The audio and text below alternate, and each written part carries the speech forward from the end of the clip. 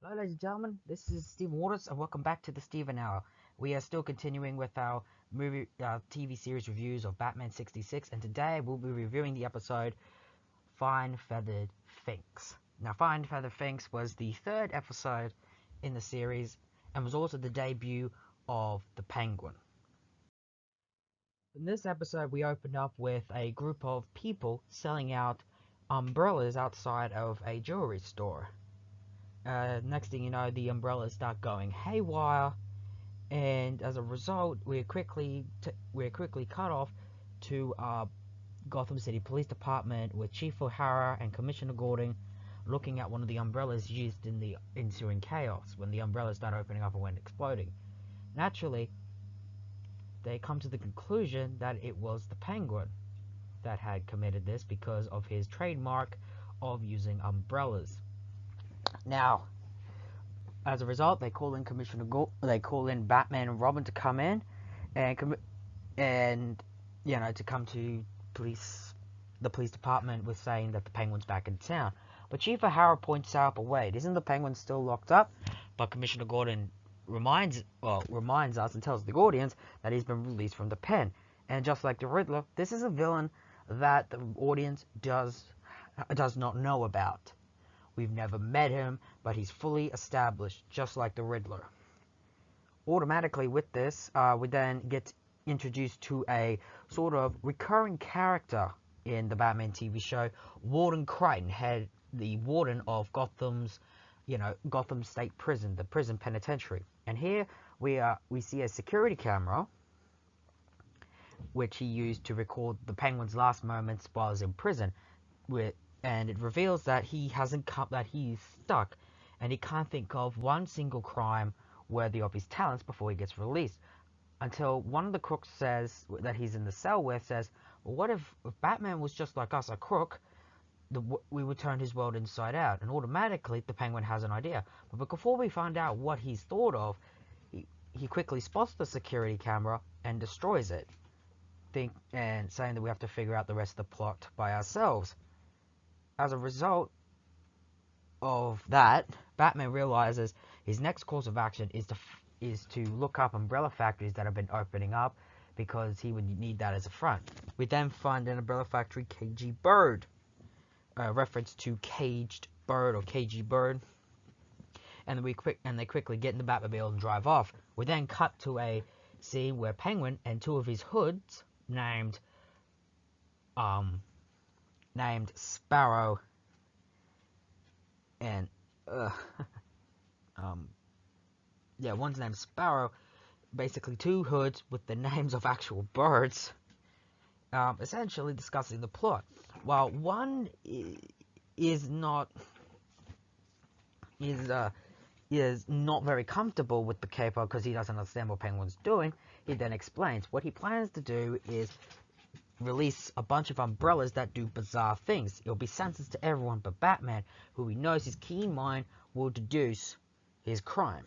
But one person says, well, what crime? What exactly are you planning?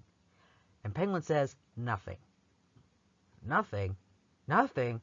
Next thing you know, Hawkeye, which is one of the hoods, come over and says, what does he mean, nothing? Penguin says simply, he plans to do nothing. In fact, what he plans to do is have Batman pick his crime, provide him with the blueprint to how he should pull it off. In which one would say, Penguin, you sure you haven't gone stir crazy? And then Penguin, next thing you know, hits him on top of the head with an umbrella. Something that I noticed that I'll get into later in the review. It says that he plans to have Batman and the Penguin become partners in plunder. Next thing you know, and what goes off according to Penguin's plans, it does. As Batman are going to the KGB, the umbrella factory, they get called to go to a bank with more umbrellas going off. They quickly get there, and it does the same thing. Nothing's being stolen. No one's making a rush to the door. They have no idea what the Penguin's up to. They go to the factory to try and arrest him, but Penguin manages to say he only makes the umbrellas. What happens when they leave is hardly his problem. Realizing they have no reason to arrest him, they leave. But Batman has an idea. He plans to plant a bug at the Penguin's, at the Penguin's workshop. in order to find, listen and get some evidence on him to prove he's guilty. And it does. He gets a spider. He gets a spider that looks like a spider, but it's actually a bug, and plans to bug the place. But when he does, but he goes as Bruce Wayne. And when he does, he puts the bug in the workshop, and it starts an alarm. He gets captured by Penguin and his crew. Penguin thinks it's just a rival member of an umbrella gang, and plans to do away with him by strapping him into this conveyor belt that will slowly put him in the furnace. Then the funny thing is, Penguin doesn't know it's Batman, nor does he know he's Bruce Wayne. And even the Hoods say they wish it was Batman they were strapping to this, not this random Hood. Little do they know. And then, of course, we hear these saying, the irony of it. Tune in tomorrow. And that's where we end with this episode. Of course, some of the main characters from the previous episode return. We've got Adam West and Burt Ward as Batman and Robin, and of course Bruce Wayne and Dick Grayson. Still played the part as usual, with no real difference. Chief O'Hara and Commissioner Gordon with their actors returning from the previous episode. And of course, we have, of course, Alfred and Harriet, played by the same actors as the original. Nothing really noteworthy, like in performances or new things of their characters really being taken on here. Like I said, but like I said, another thing I love about this episode is the introduction to a official that would have an important role throughout the series run as Warden Crichton, head of Gotham State Penitentiary. He's just like he's basically a warden who wants to reform the criminals the Batman brings to him. And Batman does have a lot of respect for him. But of course, there'll be a running gag in the show, is that he's too lenient on the rules. He believes in heavily believes in rehabilitation and not punishment. And of course, that would be a running gag throughout the series. And automatically, the guy that plays him, you really believe in his job. He just wants to reform these criminals, which I liked. But of course, the real main star of this episode, let's be honest, is Burgess Meredith as the Penguin. Now, Frank Gorshin set the bar up high for all celebrities to come in and play these villains. They have to bring something new to the table. Burgess Meredith automatically, from the get-go, does the Penguin role remarkable. And he is the classic version, not the modern version mobsters that you would be known for. And believe it or not, his performance introduced what you think of the classic Penguin. Like when he walks, he does a bit of a waddle, the umbrella gadgets that does everything, the cigar smoking, and the quack laugh, which, interesting fact, was due to the fact, when he would do his villainous laugh, he would smoke so much, and that smoke would be in his throat. So when he laughed, he made a quack sound. Because, you see, by this point, Burgess Meredith had stopped smoking. He had quit, and he had done it for a long time. And so he didn't like and it just annoyed him. And next thing you know, this quack came out, and it's become a staple of the character. Just like Riddler, I feel that Burgess Meredith just looks like the classic version of these characters and had completely jumped off the screen.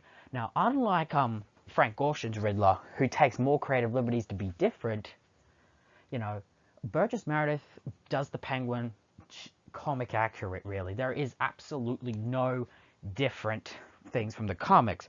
He would just introduce things that become known to the Penguin. He looks like the Penguin, and just like, and what I hear, he had a blast playing this role, and he always come back, just like Frank Gorshin's Riddler. This episode, just like the other previous, I must admit, the first 4 episodes of the series, in my opinion, don't really introduce anything new or noteworthy to the series. Here, they're just fun action adventures. I really must admit, I love the death trap set for the episode. It's more, you see, in the first one, we really didn't get that. Here, we got a real proper death trap, but it's surprisingly more tame and even realistic to some degree. I also love the villain's plot with what we're introduced to. Penguin doesn't have a plot, but he plans to trick Batman into coming up with a new plot for him and provide him with the blueprint to how he should pull it off. That is actually pretty smart, but how he plans to do it is, of course, something that's going to be revealed in part 2 of this two-parter. Also, another thing I like is how his hoods dress. They dress with black, they're full black. They have these bowler hats, and they each have like a ridiculous name on them. Of course, we know three names: Hawkeye and Sparrow, and one is named Swoop, but we don't see him until, you know, the second part. And also here, ladies and gentlemen, is Warden Crichton. He is basically a warden who wants to reform the criminals that Batman brings in and makes them a valued member of society. Again, there's even, Robin says, why does they even bother release these guys at all? And of course, Commissioner Gordon would say, well, that's the law. Once a criminal has paid his debt to society, he must be released. And yeah. And yeah, Penguin is fully fledged. The caper is really interesting. The death trap is really, it's really, you know, surprisingly normal and real life threatening. And I'm just curious to how the hell Batman's going to get out of this. And automatically we're introduced to another classic villain to the series.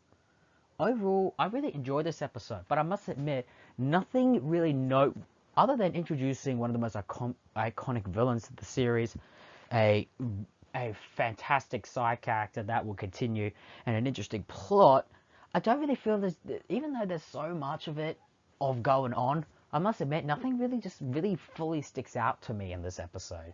Not really. I'm not saying it's a bad episode by any means, but even I must admit, just nothing really noteworthy happens. The same with the previous one. Who knows, maybe part 2 might pick it up a bit, but I'm still interested and invested in the show, don't get me wrong, but nothing just really continues, you know, nothing really noteworthy happens or spectacular. It's funny, it's goofy, it's silly, granted, and that's what makes me want to watch it, but really nothing really noteworthy, just minor bits that make me want to see part 2.